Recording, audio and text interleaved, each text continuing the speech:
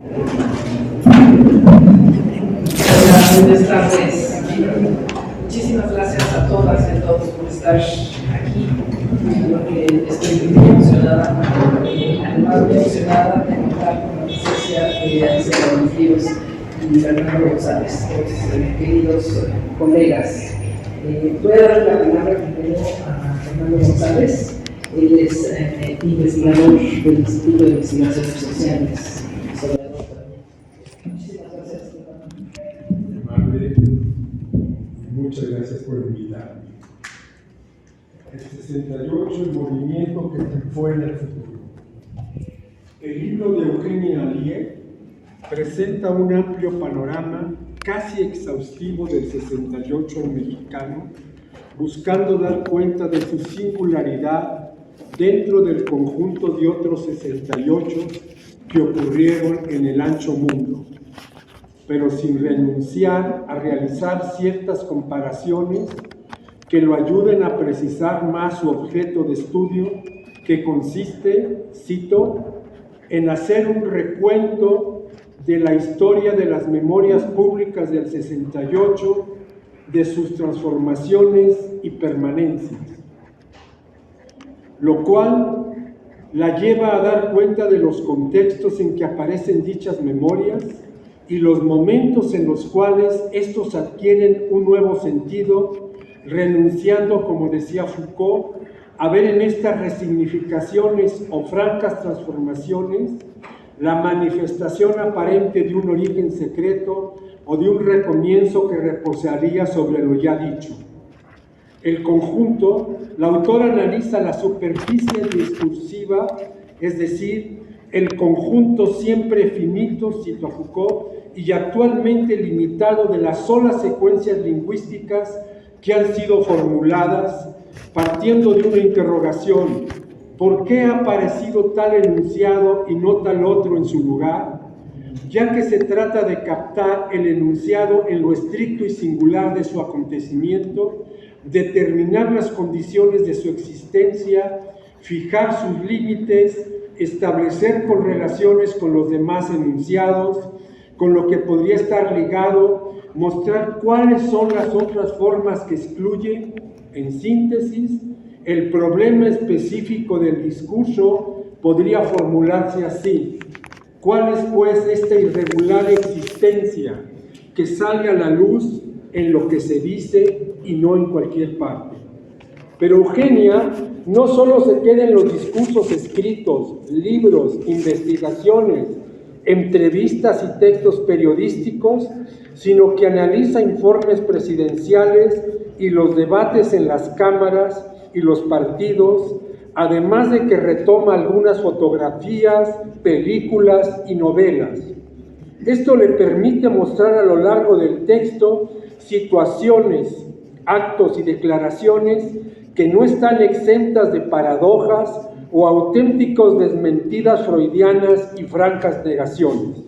Por citar un ejemplo que condensa la desmentida, es decir, ya lo sé, pero aún así, según la precisa fórmula del psicoanalista Octave Anoní, y la negación, esto no ocurrió, lo ofrece Eugenia cuando cita el testimonio de Raúl Álvarez Garín, líder histórico del 68, que afirma que en Morelia, durante la campaña de Luis Echeverría, en un calculado intento de desligarse de la posición de Díaz Ordaz respecto a la conjura internacional del 68 que sostenía el expresidente, cuando fue obligado por los estudiantes en Morelia a guardar un minuto de silencio por los estudiantes asesinados, dijo que lo hacía por todos los caídos, es decir, por los soldados que fueron asesinados por otros soldados, los del Batallón Olimpia,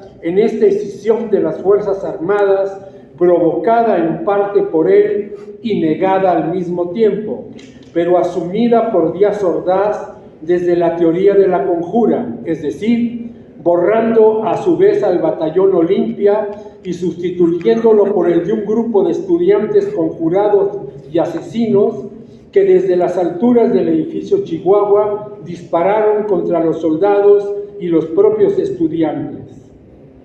Introducir una fisura y después algo más que eso en esta versión costará años lograrlo, y es lo que va analizando Eugenia. Una de las primeras sorpresas del movimiento de 68 es la de su surgimiento.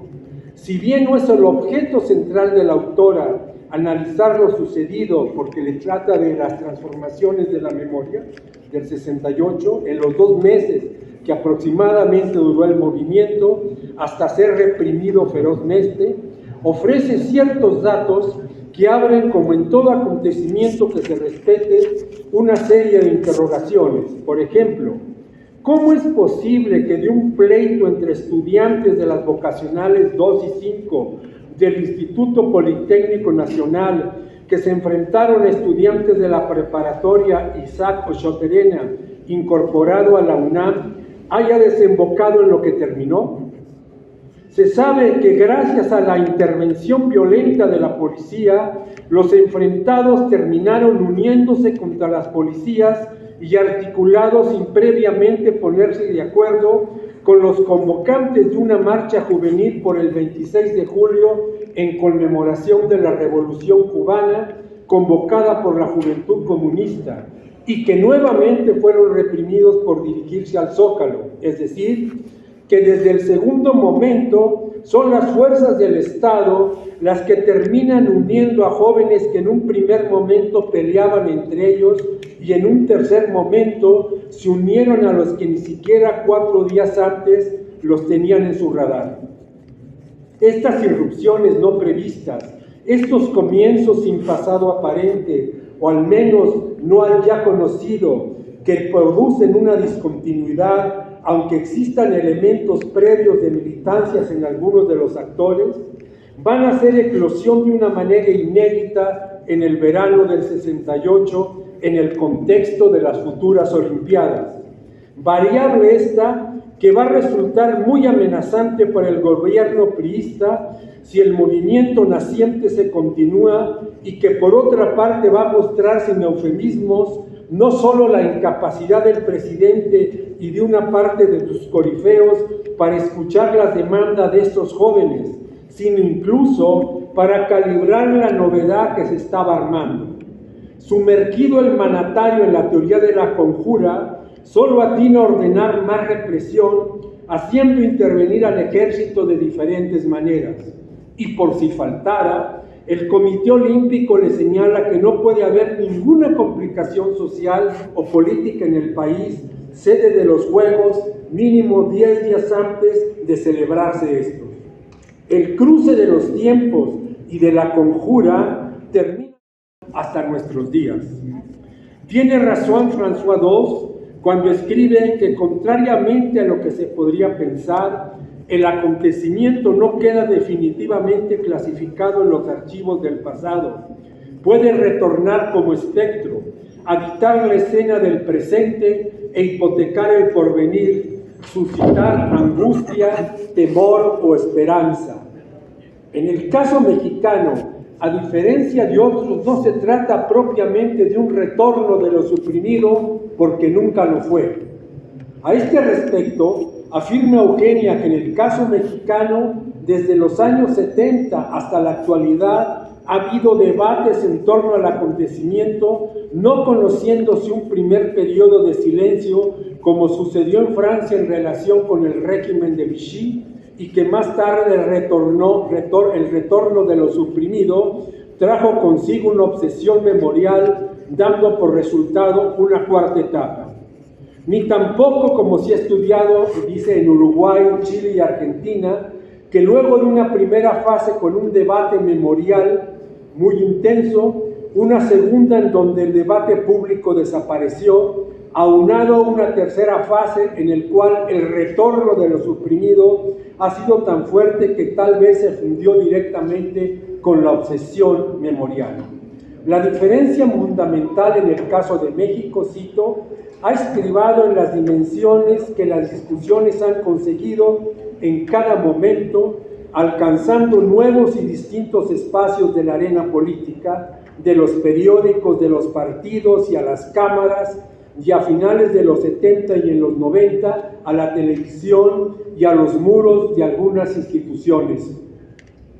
El debate memorial que reseña la autora se divide en 5 etapas. En la primera se oponen fundamentalmente 2, la que denomina de la conjura sostenida sin desfallecer por los 3 expresidentes priistas no neoliberales, y la de la denuncia sostenida por los exlíderes del 68 y un conjunto de estudiantes. En el caso de la primera, Díaz Ordaz la blandirá sin una pizca de duda hasta su muerte. En una entrevista ocurrida en 1969, propiciada por él con el provincial de los jesuitas Enrique Gutiérrez, le dijo, entre otras cosas, que la toma de la UNAM se debió a que ésta se había convertido en un estado independiente en el cual se efectuaban juicios y se hacían matrimonios, etc., y que esto no podría ser. Díaz Ordaz fue educado en Puebla y de jovencito su mamá le decía que no debería pasar por la iglesia, por la logia masónica, que la debería desviar. Pudo haber sido del Yunque, fue anticomunista en serio. Los primeros, y luego señala que esto no podría ser, pero además afirmó que se vio obligado a meter al ejército en el conflicto porque según esto, en los primeros enfrentamientos de la policía con los estudiantes, cito, los primeros salieron muy mal parados por su inferioridad numérica, porque en muchos casos las granadas lacrimógenas no explotaron porque eran viejas, ya que los encargados de abastecerlas se habían robado el dinero. Y como la policía se negaba a ir después, tuvo que enviar al ejército para controlar la situación. Y que en la toma del Politécnico las cosas no salieron del todo bien, dado que por haberles dado armas,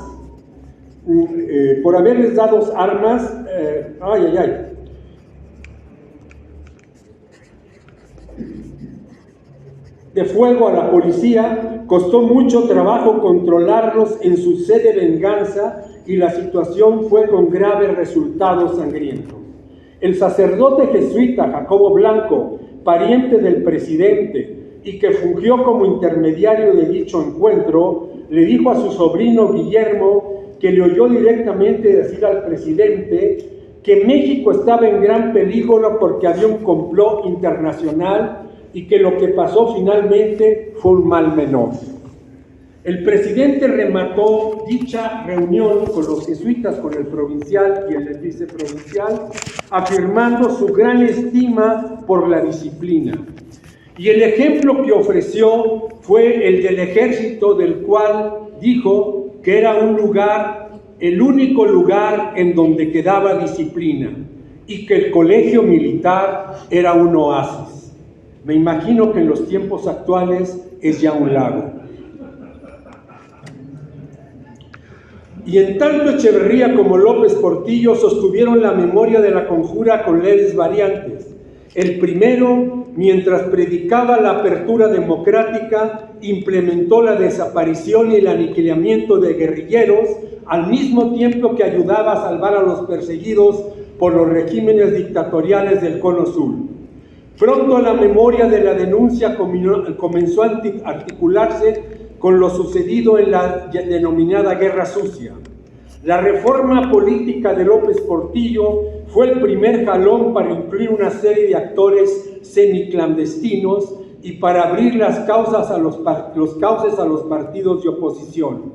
A finales de este decenio apareció lo que Eugenia denomina como la memoria del elogio del 68, sin abandonar aquella de la denuncia, ya no solo en la prensa, sino en las cámaras, con una serie de partidos de izquierda comenzando a ocupar la palestra.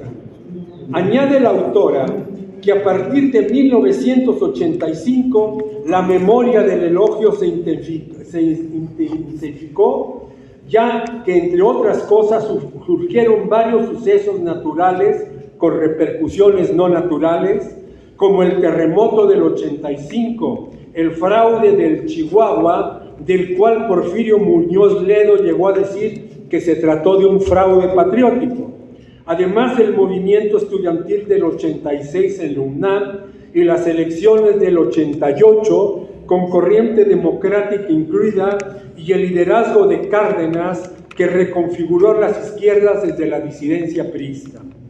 Añade Eugenia que la memoria de denuncia adquirió un nuevo sentido y llevó un nuevo periodo en los años 90, ya que, cito, no solo llevaría consigo la demanda por conocer la verdad de la represión estatal, sino justicia y castigo a los culpables de la violencia de Estado. Por ello se conformarán 2 comisiones de la verdad y se inicia una denuncia contra Luis Echeverría.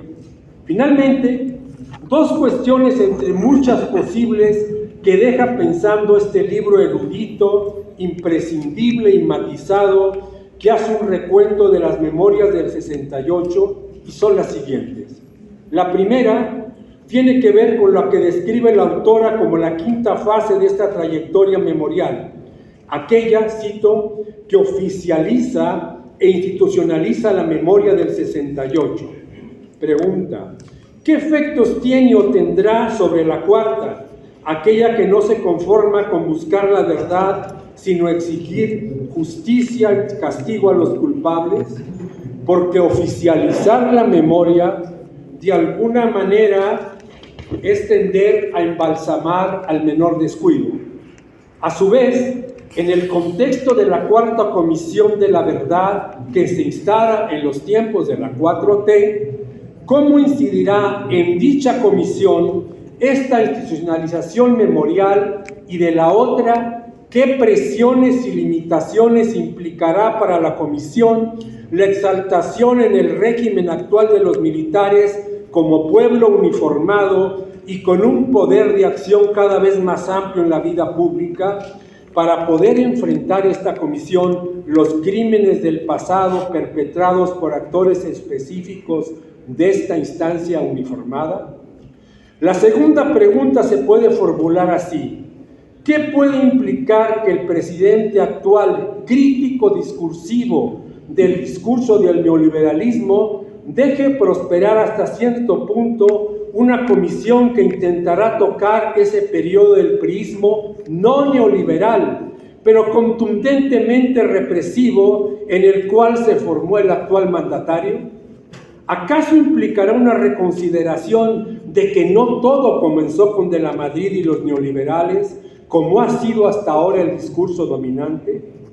¿Se resignificará a fondo la actuación de una parte de los responsables militares y civiles del 68 y el 71 en los muros de algunas instancias institucionales y de los libros de texto?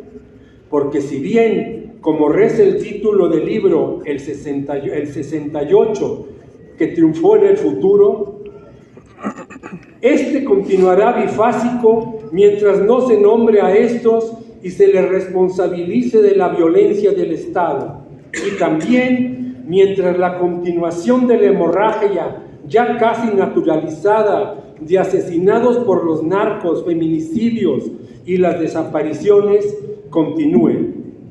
El triunfo permanecerá quejado de una hemiplegia irremediable en esta tumba abierta en la que se ha convertido México, como dice el poeta Javier Sicilia. Dejo aquí agradeciendo el honor de la invitación que la autora me hizo para presentar este libro que analiza de manera notable el periodo de los últimos 50 años, teniendo como eje las memorias del 68. Muchísimas gracias.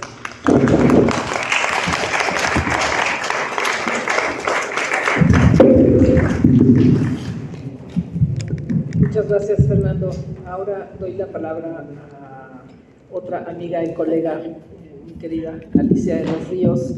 Ella es investigadora y profesora en la Universidad de Chihuahua, es historiadora también. Y adelante. Gracias.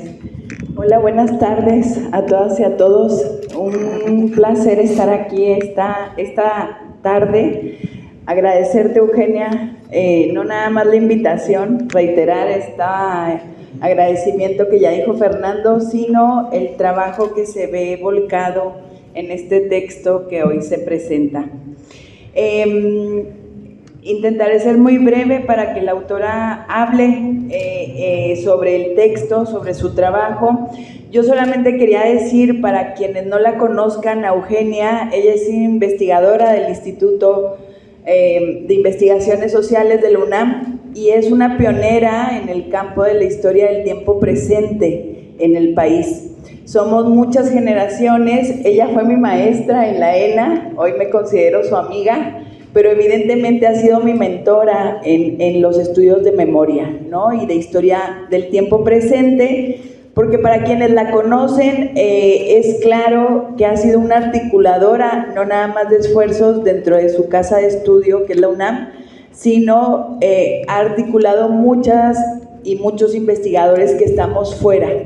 Y a mí me parece que eso es importante decirlo, porque además de esta obra que se presenta hoy, ella está coordinando la impresión de otro libro sobre el 68 con Ilan Semo, que recoge entonces sí la historia del 68, no nada más el movimiento grande que es aquí en la Ciudad de México entre el verano, entre los últimos días de julio, como ya nos contaba Fernando ahorita, que es un honor compartir este espacio también con él, entre los últimos días de julio y diciembre de 1968, ese movimiento estudiantil vigoroso que termina menguado por la represión o la violencia estatal.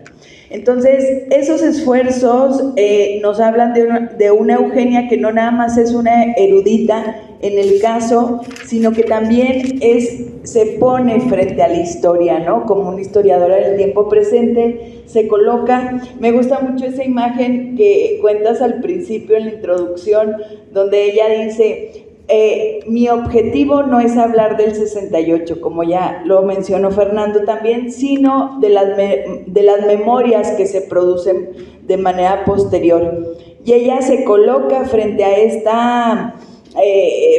esta construcción de diferentes memorias y dice: yo crezco añorando lo que pudo haber sido el 68, soy melancólica, me hubiera gustado vivirlo. Y en mi casa me han contado, cita Eugenia, que si mi madre hubiera ido a Tlatelolco, probablemente yo no hubiera nacido, ¿no? Entonces, en este sentido, ella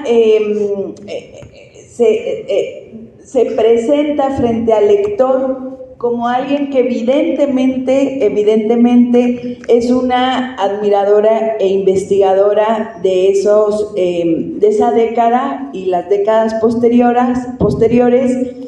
Y bueno, hoy en este año se van a cumplir 55 años del movimiento estudiantil de 1968.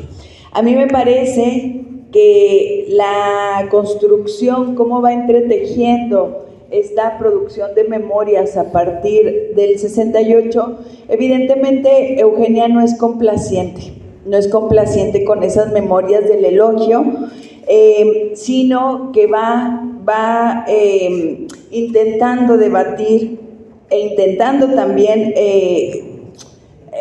solucionar esas tensiones entre la memoria y la propia historia, ¿no? Esas tensiones de las cuales ya nos habla también Enzo Traverso, ¿no? Entre esa obsesión o esa necesidad de recordar y la historia como esa necesidad crítica de analizar y de contar la memoria, ¿no? Entonces,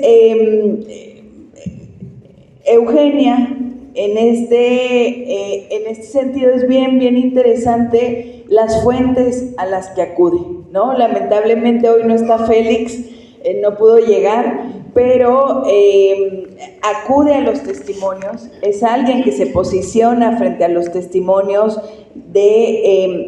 creo que tampoco te sientes muy cómoda con la palabra de víctima o el concepto de víctima, lo vas trabajando a lo largo del texto, ¿no? Y acá es bien interesante cómo disecciona los elementos que tienen que ver con el movimiento estudiantil del 68.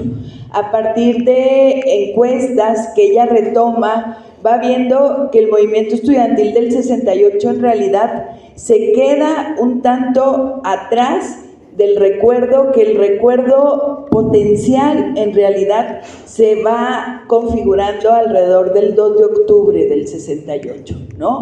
Esto nos indica un protagonismo de una memoria traumática que evidentemente va a dar forma a las memorias de denuncia, ¿no? Me llama mucho la atención cómo, a pesar de que ella va desmenuzando, insisto, y entretejiendo las diferentes fuentes que son orales, que son también documentales a través de diferentes periódicos, ¿no? Y otras publicaciones, me llama mucho la atención cómo centras el foco en el año del 2008, ¿no? Cuando se cumplen los 40 años y que dices, existe un apogeo, una rehabilitación ahí de la memoria, y a mí me parece que tiene que ver mucho, o tendría que ver también, además de estas conmemoraciones que se elaboran cada 10 años regularmente, ¿no?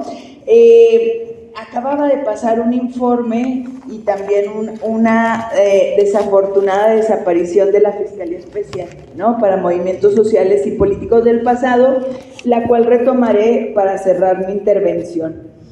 Eugenia señala los peligros de la memoria, no nada más del elogio, sino también de la recepción de estas memorias, ¿no? Nos habla de cómo la historia rebelde que se había protagonizado en 1968 se convierte en un producto de mercadotecnia, ¿no?, en determinado momento. Eso evidentemente tiene que ver con la configuración de esas memorias de elogio, pero también nos habla del peligro de la despolitización, cuando estas memorias habían emergido justamente de un movimiento pues evidentemente insurgente que tomó las calles en el verano del 68, insisto, no nada más en esta ciudad, sino en todo el país, ¿no? Yo regularmente apunto las frases cuando estoy leyendo, y en la conclusión Eugenia nos dice: quien dice memoria, dice justicia. Evidentemente esa relación la señala junto con esas memorias de denuncia que se configuraron a partir inmediatamente después de 1969, ¿no? Y aquí es bien interesante, e insisto, son 670 páginas. Entonces, para resumirlas es una gran hazaña, pero sí me gustaría decir que en estas memorias, que están, insisto, con mucho respeto, incluso con una posición ética y política, evidentemente del lado de quienes se movilizaron, Eugenia discute esta denuncia pública, ¿no? Junto con esa denuncia pública enuncia lo que ya comentaba Fernando también sobre el miedo, ¿no?, sobre las precauciones, sobre las inmovilizaciones que pareciera que podrían haber tenido efecto en un grueso de quienes participaron en esta movilización estudiantil o en estas movilizaciones estudiantiles.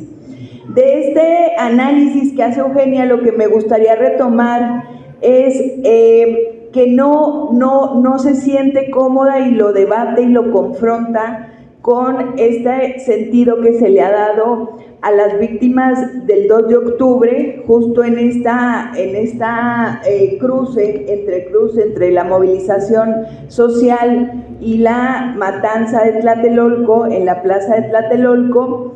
Eugenia no se siente cómoda, insisto, y debate con esta figura de mártires de la democracia, ¿no? No le parece que la gente haya salido a morir por un proyecto democrático, ¿no? Y en este sentido es cuando regresa al origen del movimiento estudiantil, que en algún momento va a ocasionar la ira del asesino confeso, que es Díaz Ordaz, y que va a mandar a un cuerpo de élite militar a atacar a manifestantes, a Batallón Olimpia y al resto de los batallones militares que está ocupando la zona de Tlatelolco. Entonces, a mí me parece que cuando discute Eugenia entre si son mártires de la democracia, me parece que ella, su conclusión a lo que llega es que en realidad son víctimas de la violencia estatal, ¿no? Esa gente que muere en Tlatelolco y que va a ser parte de los motores de memoria que sostienen esas memorias justo de denuncia, me parece que Eugenia es muy clara. Esa gente que murió en Tlatelolco ni quería ni se proponía morir por la democracia.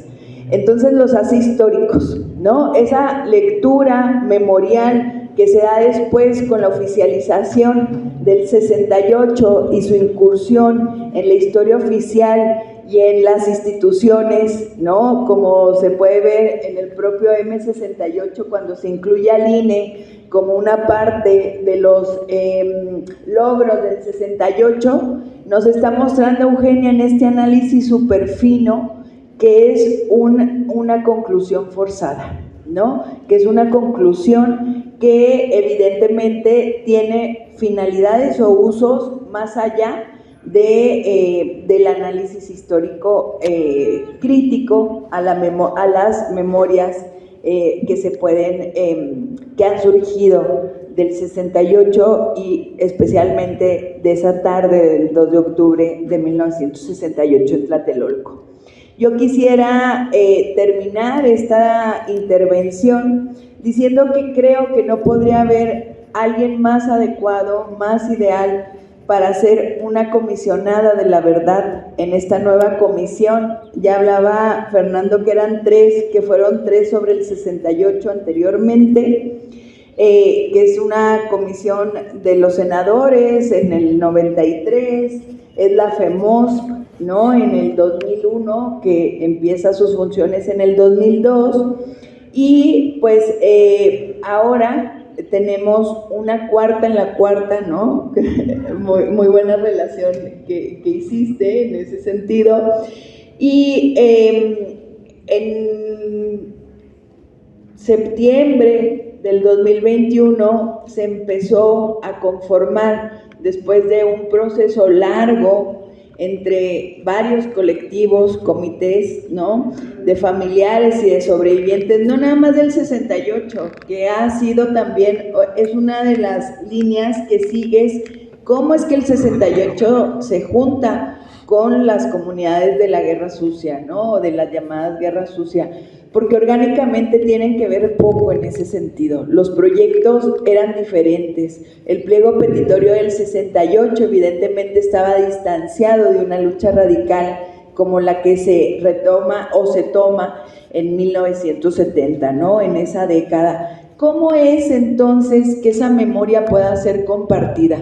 Evidentemente la memoria se comparte por la represión, ¿no?, por los efectos de la violencia estatal sobre comunidades consideradas opositoras, insurgentes, la mayoría de ellas, y que evidentemente fueron efecto de la violencia estatal. En esas mesas se planteó una comisión de la verdad y en octubre del 2021 Eugenia fue elegida como una de las comisionadas. Eran 5 comisionados, 2 mujeres, 3 hombres. Hace unos meses renunció una de las comisionadas y Eugenia ahorita, a partir de entonces, octubre del 2022 más o menos, se convierte en la única mujer comisionada con otros 3 compañeros comisionados y ellos tienen a su cargo el esclarecimiento histórico de un periodo donde se ejecutaron violaciones graves a los derechos humanos en nuestro país. Y bueno, Eugenia nada más y nada menos tiene el encargo de investigar junto con su equipo, un equipo maravilloso de jóvenes investigadores, tiene el mandato de investigar toda la contrainsurgencia, ¿no? Todas las violaciones graves cometidas en la contrainsurgencia, en lo que está incluido el 68 y evidentemente el 10 de junio. Entonces, bueno, gran hazaña que nos espera, Eugenia, que nos relates en próximos años. Y bueno, yo creo, insisto, que no podría haber otro perfil con esa especialidad acerca, no nada más del 68, insisto, sino de ese entretejido que haces entre memoria, historia y derecho humanitario, como es el genocidio retomado por la FEMOS, ¿no?, acerca del 68, y bueno, pues que la suerte te acompañe y nos acompañe, ¿no? Muchas gracias por tu trabajo y gracias por tu ética y compromiso con estos temas.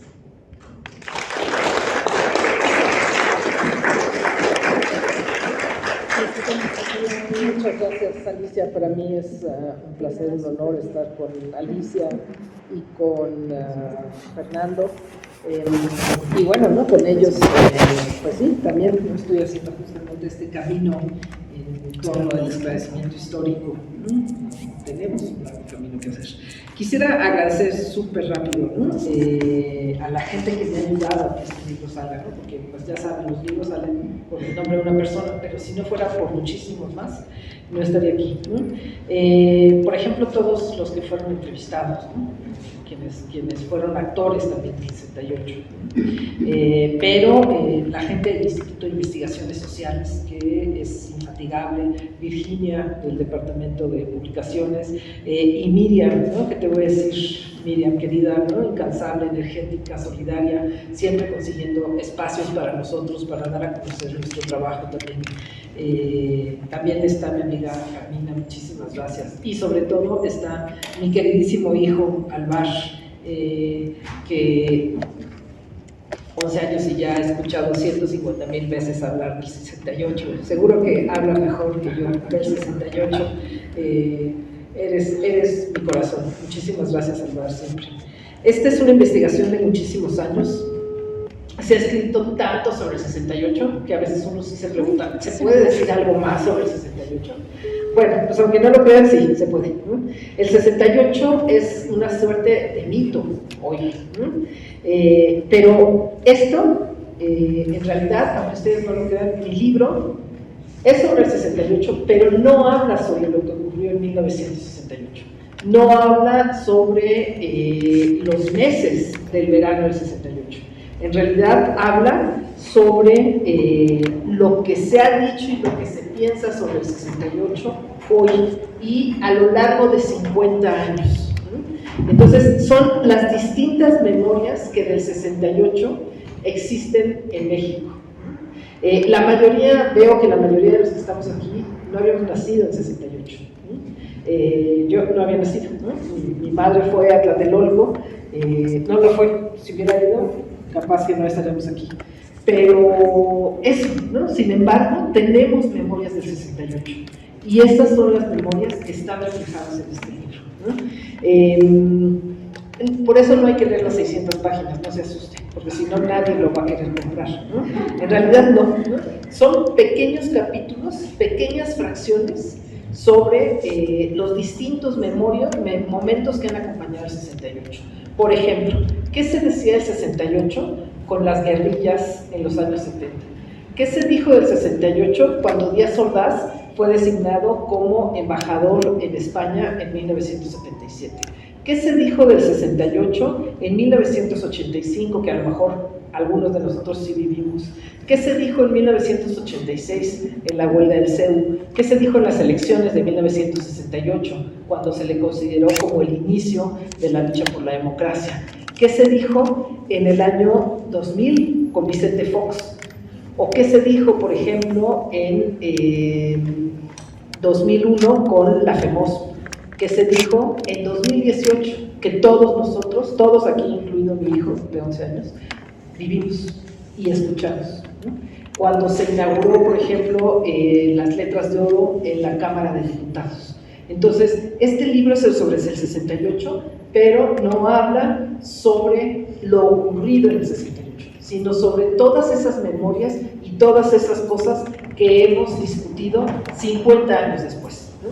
Entonces, todos podemos encontrar algo que nos dice cuál es ese 68 que nosotros mismos movemos. Solamente para acabar, y por si acaso, ¿se puede hacer preguntas o no hay ahí? Sí, quedan 5 minutos. Si alguien tiene alguna pregunta, yo sí creo que lo más importante no es lo que recordamos o no del 68 y esta oficialización que ya existe del 68, sino la falta de justicia que existe en el país, la impunidad galopante que existe en el país. Y por eso, como dice Alicia, acepté estar en la Comisión de la Verdad, justamente porque creo que todavía hay muchas cosas que hacer. Hay preguntas, entonces vamos a retomarlas. Nada más les pediría súper brevedad. Sí, desde luego, qué lástima el poco tiempo que se tiene y qué lástima que no haya más gente aquí, pero bueno, yo sí quisiera decir que no nada más se ha escrito mucho de 68, sino que hace falta muchísimo hablar de 68, de muchísimas cosas, ¿no? Y no sé si en un momento dado sea parte de los investigadores, nosotros como parte del comité y como parte integrante de todos estos compañeros jóvenes que luchamos en 1968, venimos hasta este momento convocando no nada más a las marchas. Ya se viene el 10 de junio, que dentro de poco ya va a estar, y bueno, desde aquí nos convocamos a esta marcha del 10 de junio, pero también a la exigencia de justicia, ¿verdad? Porque hasta este momento ninguno de todos los participantes, ni los autores intelectuales ni materiales, está en la cárcel. Ninguno, a pesar de que a Luis Echeverría se le acusó, se le denunció por genocidio, el señor se murió, ¿verdad? Y nunca se le castigó. Y además hay todavía muchísimos, pero muchísimos integrantes, ¿sí?, de estos que se tienen más conocimiento, que están con carpas de investigación y que no se ha hecho absolutamente nada, e incluso que muchos de ellos todavía siguen trabajando en el gobierno de la ciudad, en el gobierno federal, y que participaron, ¿sí?, como torturadores, como genocidas, ¿verdad? Y que esto sí hace falta que nosotros estamos exigiendo esto, ¿sí?, de que hace falta la justicia, y nosotros así con esta consigna y olvidamos y perdonamos, y sí exigimos castigo a todas estas personas. Pero bueno, volviendo a todo esto, sí, hace falta muchísimo. Nosotros no nos hemos encargado, de estar comentando cada caso en donde se puede, sí, que la gente tenga esta memoria, tenga ese conocimiento de lo que pasó. Y hay en este país muchísimas cosas que hacer, y una de ellas nosotros ahorita estamos trabajando en relación a todo lo que se está haciendo para los militares en este país, ¿verdad? Y solamente aquellos que hemos sufrido, ¿sí?, las represiones por parte del ejército, sabemos lo que es tener el ejército en las calles, y a pesar de que en 1968 decíamos que si no hacíamos algo, íbamos a tener, y ya lo tenemos, un soldado en cada esquina, y ahora lo tenemos, ¿verdad? Incluso malamente por el propio gobierno, tanto de la ciudad como el gobierno federal. Gracias. Al contrario, muchísimas gracias. El libro está dedicado justamente al Comité 68 y a la lucha del Comité 68, justamente por verdad y justicia, ¿no? Porque sabemos que es un tema fundamental para nuestro país. Queda un minuto, si hubiese... Buenas tardes. Rapidísimo. Sí. Comparto el pensamiento del maestro Mojarro con respecto a las brigadas estudiantiles, que como él pienso que son el legado más importante del movimiento y la organización, que es lo que todos pensamos. Yo creo que es lo que puede salvar a este y a este país y a nosotros, la organización. Muchísimas gracias. Rapidísimo, 30 segundos. Sí, a mí me gustaría saber si todas estas memorias que nos compartes en el libro son memorias surgidas aquí en México, o hay también algunas de la comunidad internacional. La mayor parte son de México, pero también hay referencias a algunos otros países, particularmente Francia, otros espacios, ¿no? Pero sí, sobre todo en México. Sí. Y justo para cerrar, ¿no?, es ese movimiento que de alguna manera fue cerrado el 2 de octubre, ¿no?, en la plaza de Tlatelolco, pero que ha triunfado simbólicamente con los años, ¿no? Falta el triunfo de la justicia, perfecto. pues muchísimas gracias por haber venido a todas y todos, de verdad les agradezco muchísimo. Y bueno, ahí está el libro, con todo y descuento, por supuesto, para quienes lo quieran adquirir. Muchas gracias.